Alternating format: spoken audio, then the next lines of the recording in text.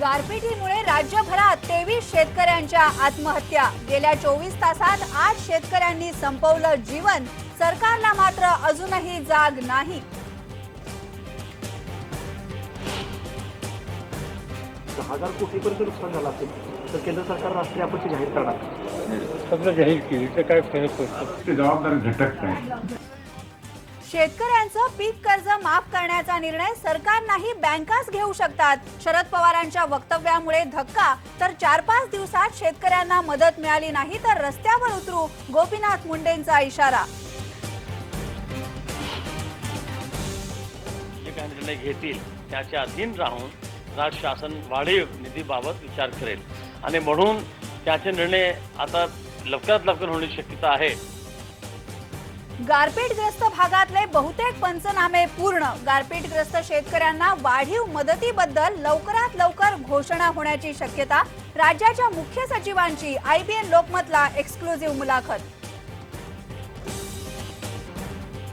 मी केजरीवालला आव्हान देतो की त्यांनी आमचं प्रूव्ह करून द्यावं।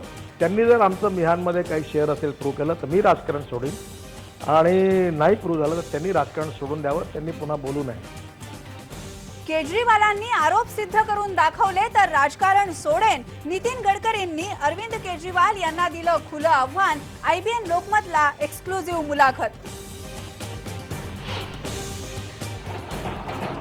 नितीन गडकरींच्या नागपूरमधल्या रोड शोकडे शिवसेना आणि RPIनं फिरवली पाठ, पण आता बहिष्कार मागे घेतल्याचं RPIनं केलं स्पष्ट।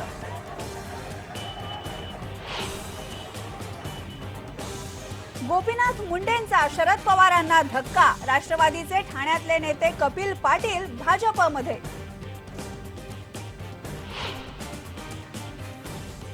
सतीश शेट्टी हत्या प्रकरणाच्या तपासाला वेग मिळण्याची शक्यता। जमीन गैरव्यवहार प्रकरणी शेट्टींच्या तक्रारीनंतर दाखल झालेल्या गुन्ह्याची होणार फेरतपासणी।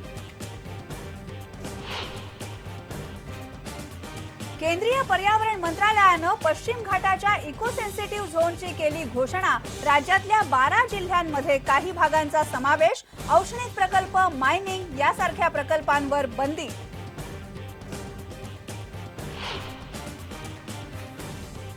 आणि देहू तीर्थक्षेत्री आज 365वा तुकाराम बीज सोहळा। राज्यभरातून हजारो वारकरी आणि दिंड्या देहूमध्ये दाखल।